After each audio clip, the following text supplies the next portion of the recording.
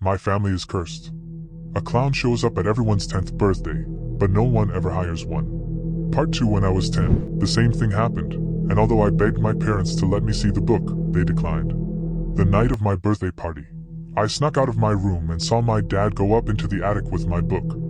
I tried to find it a few times after that day, but he had hidden it well and it was nowhere to be seen. I once asked my parents why any of us even had birthday parties if they were so afraid of the clown.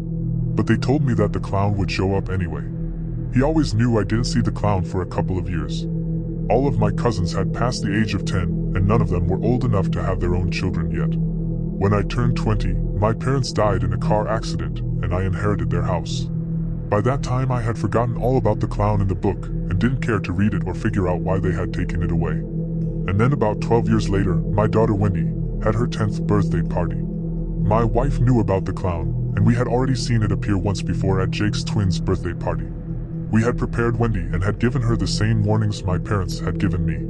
Be nice to the clown. About 30 minutes into the party, the clown jumped over the backyard fence and wandered over to the table where Wendy and her cousins were getting makeovers.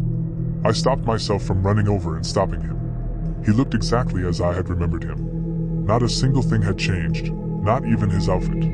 I watched as he caught my niece, Alice, as I pulled out a blue balloon from his pocket. He blew the balloon up and then pulled out another blue one, and then used them both to form a hat, which he gently placed on her head. I watched as she thanked him and he clapped his hands together, and then continued to walk around my backyard. Nobody ever tried to stop him because we had always been warned not to. We were never specifically told what would happen if we tried, but we knew it was bad and none of us wanted to find out what it would be. When it was time to open presents, I continued to either gift bag in the clown's hand. Once Wendy was done with opening the gifts given to her by family members, the clown approached her and handed her the bag. She took it gently and slowly opened it, digging around the tissue paper until she pulled out the book. "Thank you," she said, smiling at the clown. He took a bow and then walked away, jumping back over the fence. I let out a sigh of relief once he was gone, and I approached Wendy, taking the book from her. She didn't seem to mind that it was being taken. She seemed glad I decided to hide it up in the attic, just as my parents had done with mine. But as I stared at it in my hands, curiosity was beginning to set it. It was the same as all the other books I had seen, hardcover with a glossy dust jacket that contained a drawing on the front, but no title. This one had a drawing of a girl that resembled Wendy standing in front of a birthday cake and about to blow out the candles. She had the same curly brown hair and green eyes as Wendy. I opened the book and noticed an inscription on the inside of the cover that said "Happy 10th Wendy."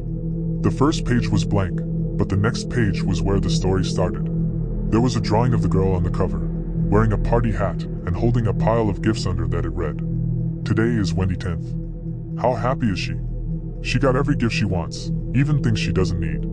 I turned the page as I continued to read the story that depicted various drawings of a girl that resembled my daughter as she did various birthday party activities. Wendy laughs along with friends, and all her guests are filled with glee. Wendy tries to sneak a peek at every gift that she receives. There were drawings of Wendy with family and friends, everyone smiling and hugging Wendy. And then from beyond the backyard fence comes the best guest of them all. A funny clown here.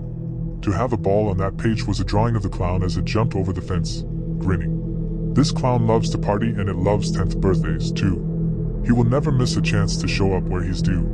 The next drawing was of the clown in the center of the page, surrounded by black. But this birthday is a bit different. Something big is going to happen. The clown is so excited.